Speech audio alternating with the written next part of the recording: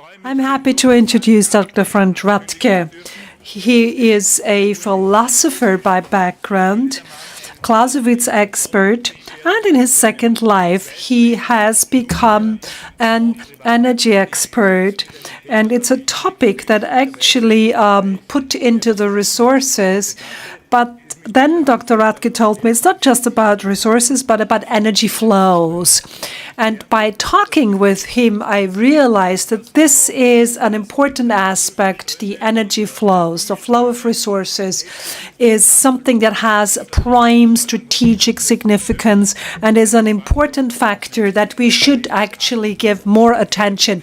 Dr. Radtke has offered to actually deal with the questions in the evening, in our informal setting. So if you do have questions after his talk, please keep them, make a mental note for the evening. He will answer your questions then. We are going to inform our commandant that we need another 30 minutes. And then, so, Dr. Radtke, we are looking forward to your presentation.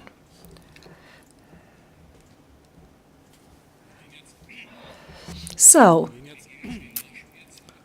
I know it's pretty late. We know since last weekend that we German actually can do very well at the very last minute of extra time. So let's do this here as well. Good evening.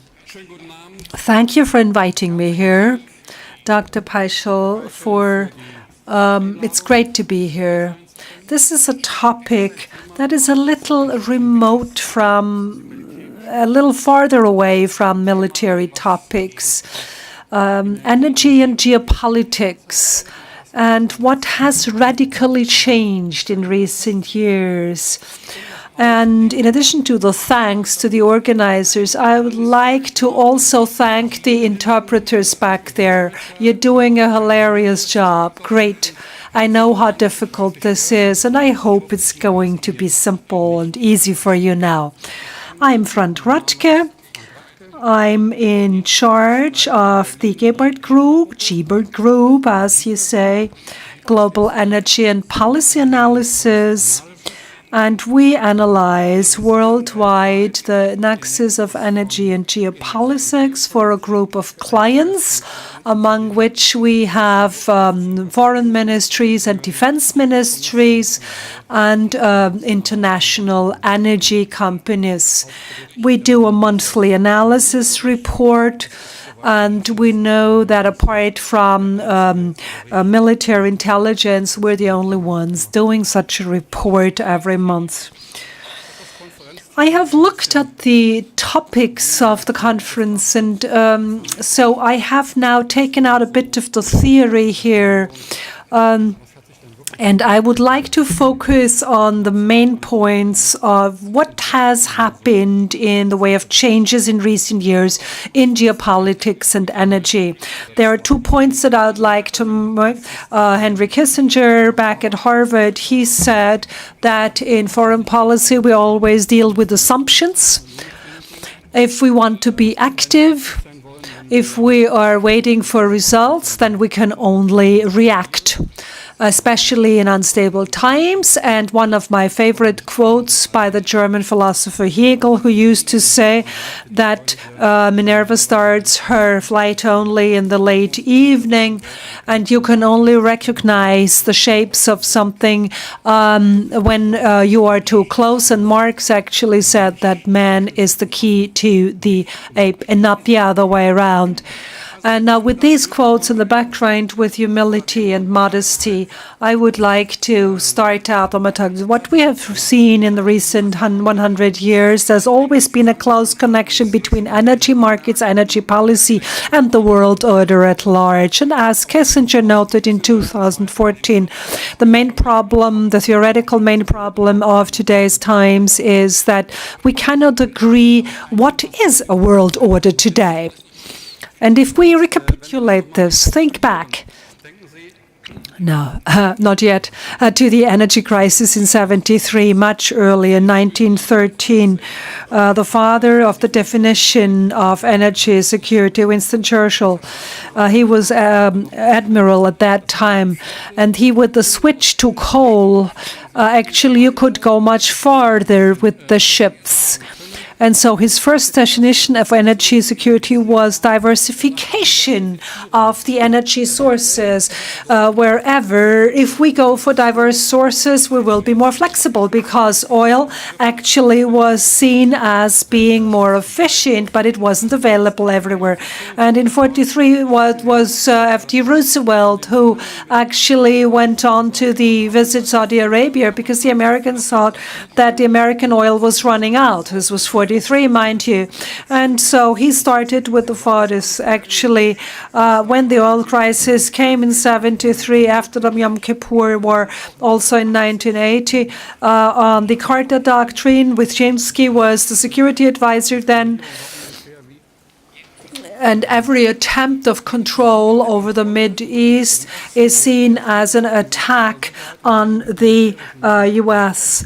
So Carter and Brzezinski actually, in 2050, John Kerry then said at the Munich Security Conference, energy is the mother of all markets. Well, my neighbors then said, and who is the father then? But 2015, he still said, energy is the mother of all markets.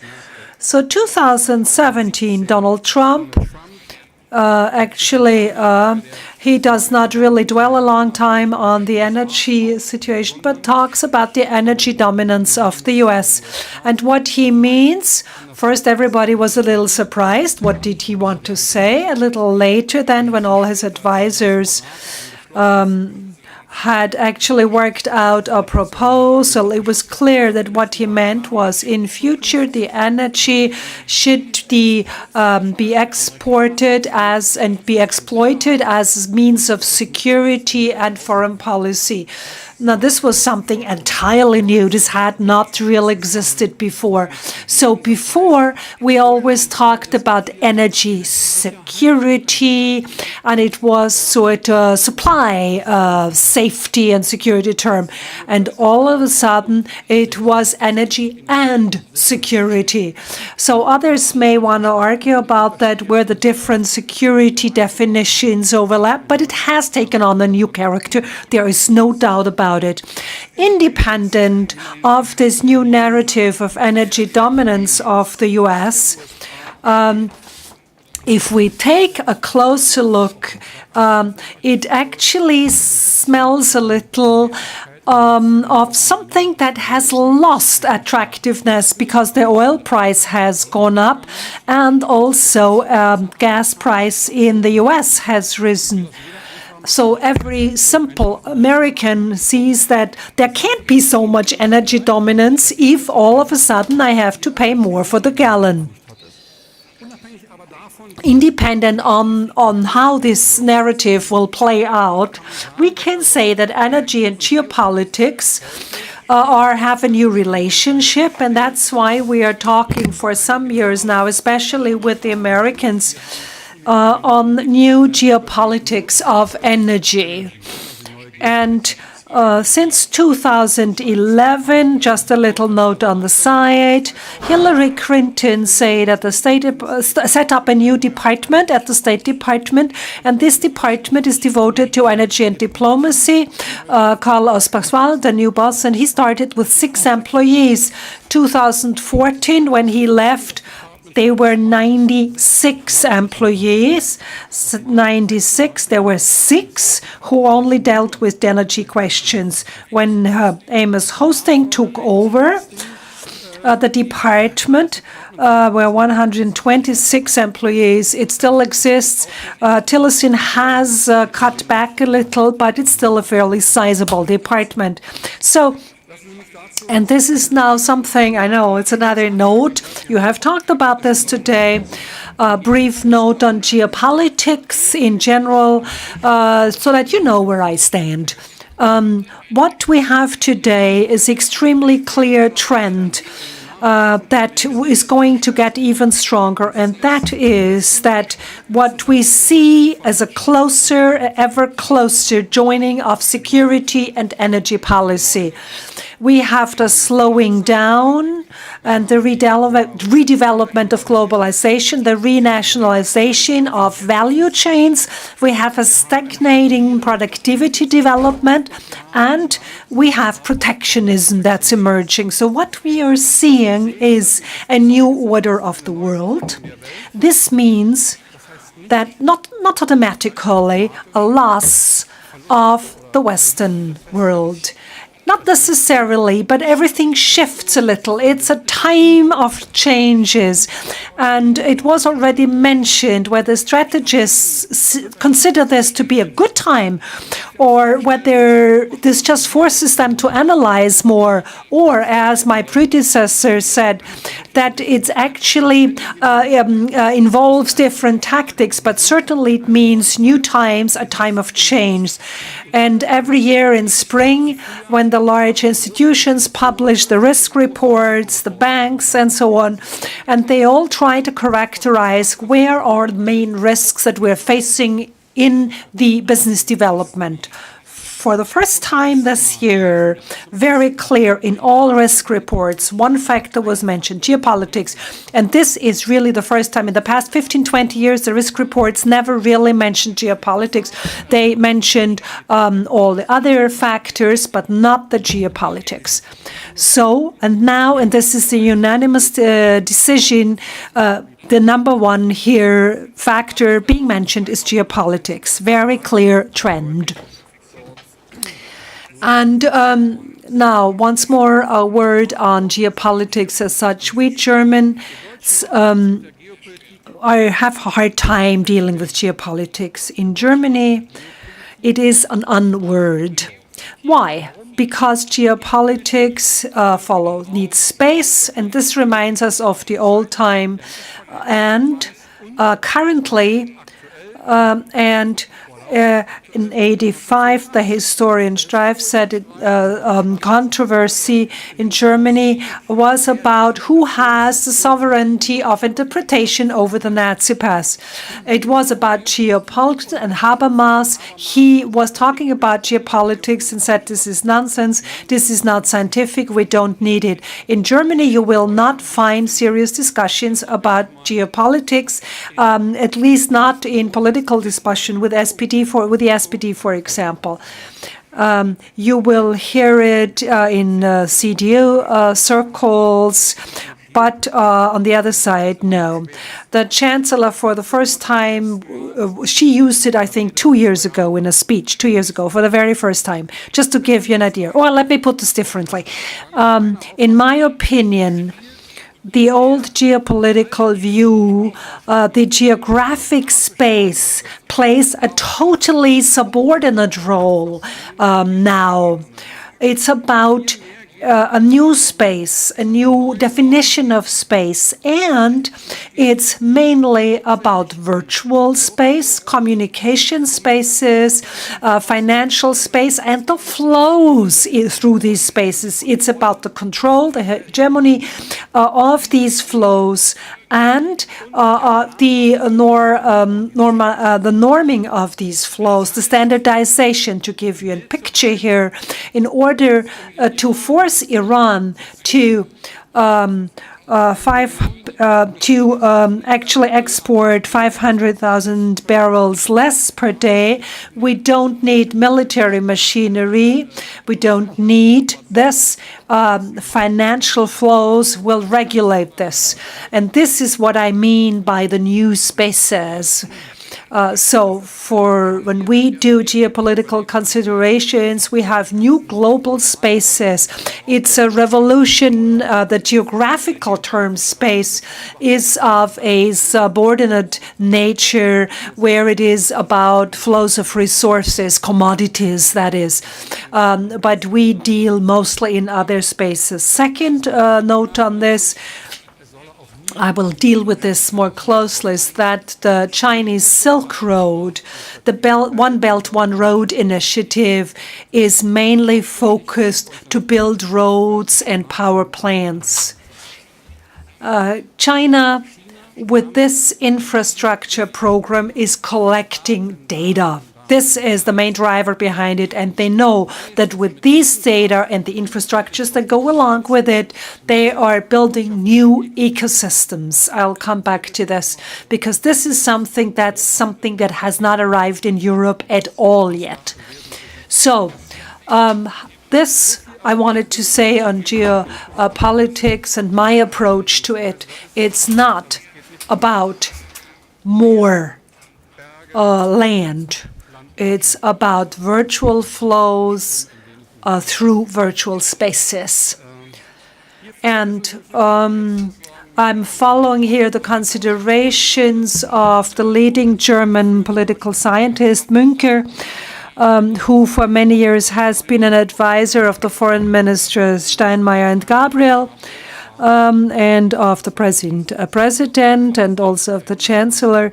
And finally, this way of thinking is starting to set in and bring about some changes. With these thoughts in the back of my mind, I would like to risk a thesis here. What do you think the generations behind us, what will they see as the biggest geopolitical disaster? That what Putin meant in 89-90, the breakup of the Soviet Union, this was the largest geopolitical disaster, or what everybody else had been expected. Nobody had expected it with that velocity, with that speed, or the thesis that was 2008. 2008, a horrible year. The financial crisis. The financial crisis starting in 2008, which was actually leading to a worldwide crisis, and which actually led to a situation where us, the West, and all the others lost their trust in the liberal economic systems. China, Russia, everybody was affected, and they realized this system is not what they needed. This was 2008 to 2013. And the result was that people said, this system, we don't want this model. In 2008, there was this speech 2007 by Putin at the Munich Security Conference, when he said, we with you Europeans no longer, you were deceiving us, you were cheating. Now this is now a brief summary. In 2007, so Russia was turning away from Europe, and 2008 is the year when when it became clear that China was going to continue its rise to become a superpower. Why the Chinese and China experts did not in 2008 realize what was happening in China, that they wanted a level playing field with the Americans, that they were going to compete on this level playing field with the Americans. In 2008, Europe was afraid of not getting oil and natural gas at a good price. This was 10 years ago. We were afraid.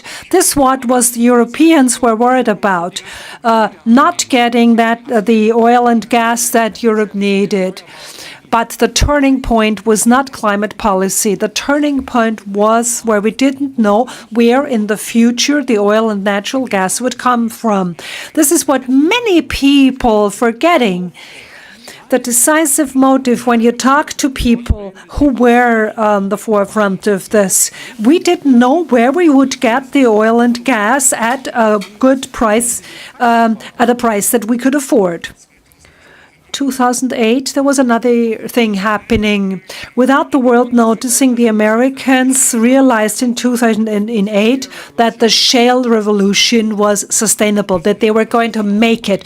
They were going able to exploit gas from shale, from depths where they had not been able to get to before. So for the first time at the World Energy Congresses, people were talking about shale. This was only early 2008.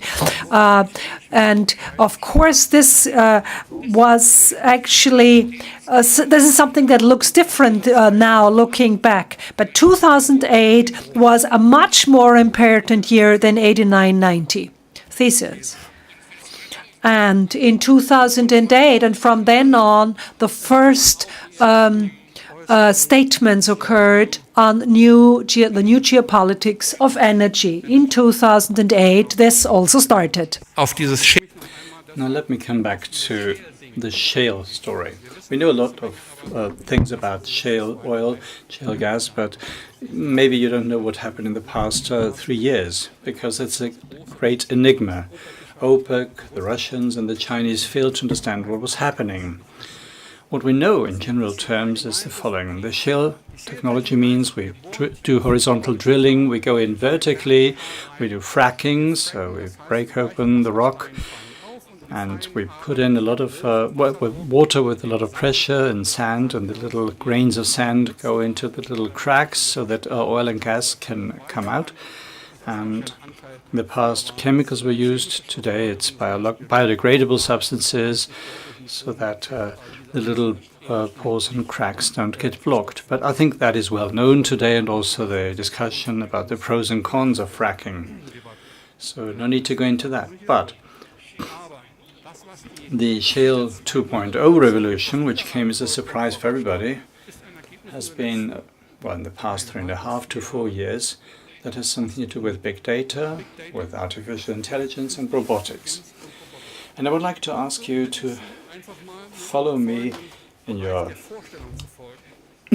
mind. Just imagine you're a drilling hole, a borehole, and let's imagine your feet go down into the ground for 5 kilometers, 5,000 meters. So if you were to run 5 kilometers, well, it's hard to do it in an hour. So you really have to go for it. So 5 kilometers is a long distance, but vertically down into the soil. And now just imagine there's horizontal drilling up to 1.8 kilometers, going either way, left and right. And now we drill and we collect data while we're drilling. So the sensors can collect a lot of data. And the Americans, because they have so many wells that they drilled, also have a lot of data about these wells that they drilled. So the borehole goes in vertically, and it is not a well as we know it with a rig, but it is actually, well, a caterpillar with a platform. It's like a sewing machine. So they just drill the wells, and there's this beep, beep, beep, where it's the sensor that is telling you where to drill. So then they go, and then the next specialized team come in, and they do horizontal drilling, where the markers were placed. And, well, they could be sitting anywhere in Hong Kong or elsewhere, because they are the specialists who know about big data, evaluation and artificial intelligence. And what remains at the end is a 5-kilometer deep hole, and it looks like a Christmas tree that we wouldn't want to have at home, but that produces a lot of oil and gas from the shale. And this is how come that within 4 years' time we have wells which at the time produced 110 barrels of oil. Today it's 660 barrels. So 6 times the amount what we got a couple of years ago. This is why it is called factory drilling. It's a mechanized process where an entire infrastructure of companies make sure that the effectiveness is high and the prices went down. So this famous break-even price went from $80 per barrel on the global markets down to 25. So they were profitable even at a price of $25 per barrel. Today we have an oil price that's at $75, $76 per barrel. Now that's a gigantic revolution, and time and again it was completely, assessed completely wrongly. Now the next thing we need to know, and that also leads to a lot of lack of clarity, because we're always saying, why can't OPEC deal with that? Why do they always have these misjudgments about the development of shale production in the US? Well, because this technology also allows you to drill and then Well, just plug the well like a bottle. You don't need it. You're waiting for the price to go up again and then you produce. Well, that wasn't possible in the past. So, put differently, in the beginning of last year we had 6,000 such plugged wells that could be reopened on short notice, so the uncompleted wells. So it's a living reservoir. So you can say, well, I'll open it up, and then the oil price cannot be determined at all, because you don't know who's going to unplug the well, at what time and how many.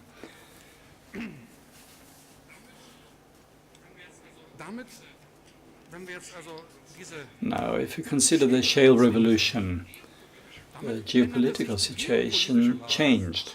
So for the first time, the US were capable of saying, we can produce gas, liquefied gas, LNG. We can export it. Well, they couldn't export LNG in the past. So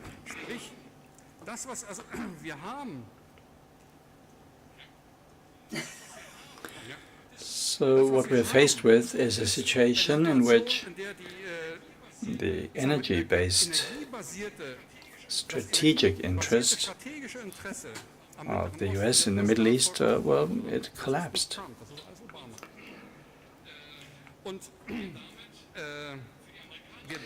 And for the Americans and for exports, there were two new fields that opened up. The one was gas, and Europe is the biggest gas market. So if you have too much gas, of course, the closest thing is Europe. Or the market of the future is in Asia.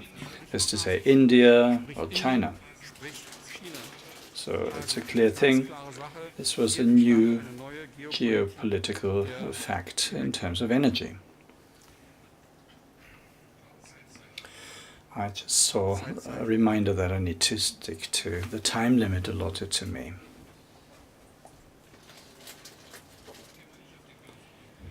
So I'm not going to talk about the gas market in Europe, because we can still talk about this later. The gas market in Europe is extremely complicated, where politics and business mix and are intermeshed, so it is very difficult to analyze it. And maybe later we can clarify how the Nord Stream 2 problem developed and how it is currently negotiated, with what political force it is negotiated.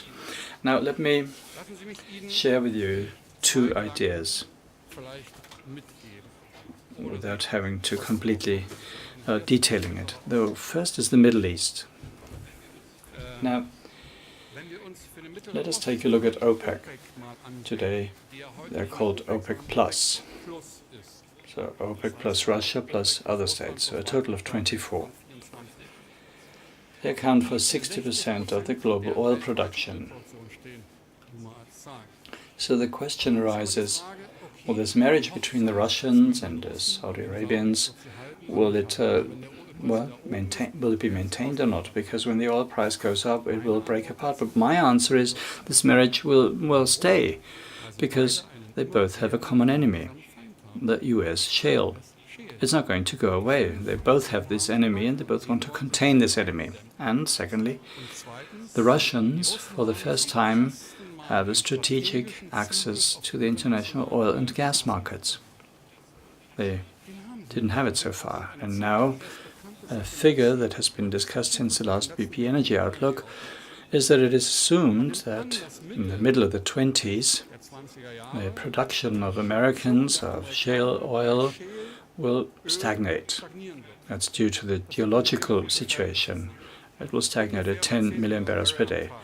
That's what the Saudis and Russians are producing now. But if this production is stagnant and the demand for oil continues to rise, and we can assume it will, whether we like it or not, that means that OPEC will be coming back and will get even more power. They're already back. So if you pursue and follow what happened here a couple of days ago, OPEC are back. They are fixing the price. So the major revolution was that Trump is saying the prices need to fall. The Saudis are saying, oh, well, we can't decide this on our own. We have to ask. Whom do the Saudis have to ask? They have to ask the Russians. So just imagine this. Trump says, I want to win my elections, so the oil price needs to go down. The Saudis say, no, we have to discuss it with Putin first. And that's what happened here last week. A complete change. Just imagine what influence Russia now has. They're also forming a new group with a separate statute, so OPEC++. Do not, well, overestimate this, but don't underestimate it either. This is not a marriage for time. This is a new strategic alliance that is forming. And who won most? Well, the Russian Energy Minister Novak, because now his stature in Russia is significant. Do you get one more minute? USA and China. I think we all agree that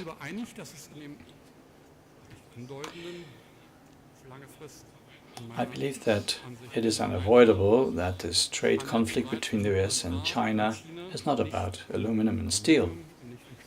It is only about high tech.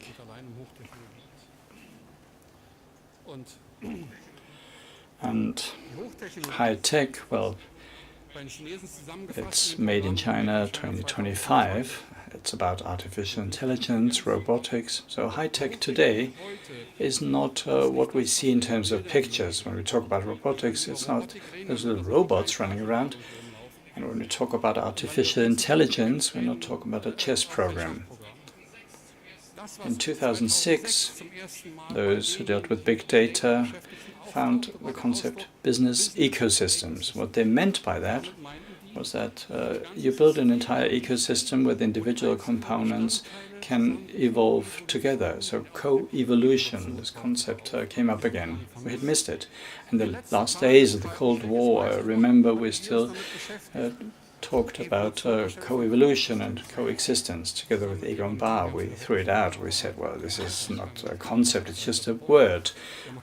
And today it is emanating again. And now things are getting interesting, because if you say that, let's say we develop such a system, and that means that it has to have a monopoly, otherwise it can't survive. So Google, Apple, well, they have such systems. They should have been broken up a long time ago, like Pan Am and AT&T, but nobody's going to break them up. It is inherent in those systems that they can only work if they have a monopoly. So nobody else can get in. It's not like selling a car. Well, it's not like me also selling cars and getting a market share. If somebody is going to drive a Mercedes, then there's going to be an entire ecosystem, all the way to the geostationary satellite, and then a Chinese internet will decide, well, once we have those systems in place, then nobody else can squeeze in. So you have to be fast in installing these systems. And that's why the Chinese didn't let the Americans install their system. They have their own Alibaba. So that's not bad in its own right. But the question of these business ecosystems is decisive. And here a new chapter is opened up, because here we're starting to talk about the so-called geopolitics of renewables. Today, around this time in Oslo, arena, an expert commission that talks about the geopolitics of renewable energy sources, or the energy transition. And the actual point is that in the area of high tech, well, this is where this conflict is waged, and we have to define what is the role of energy and how does it all go together. There's another subject, and that's something that I would like to, well, move on to the next topic before I get admonished that I should stop, actually. Okay, actually, we don't have time for that, so thank you very much for listening.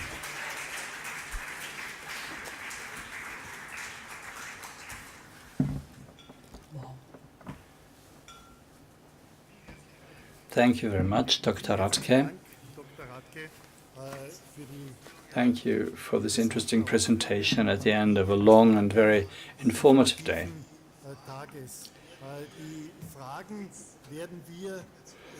We probably don't have time for questions at this point because, well, we'll have to postpone it to the fireside chat, and when the wine that we've prepared for you outside will be, well, tasted by all of us. Thank you very much. And this is your strategic wine gift.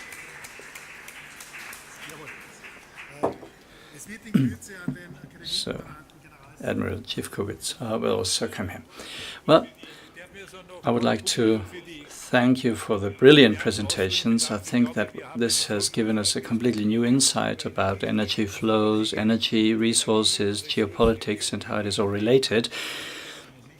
I think this is something that we can build on. If we had more time, we could really turn this into something really valuable.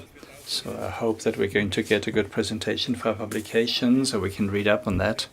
And I'm looking forward to discussing this further in future. So please take a deep breath now until our commander will speak his words of welcome, and then nothing is keeping us from the icebreaker. So thank you very much for this highly engaged listening. Thank you for staying with us. We thought that we should maybe bring a D. de Mateschitz with a lot of Red Bull, but I guess we won't need it.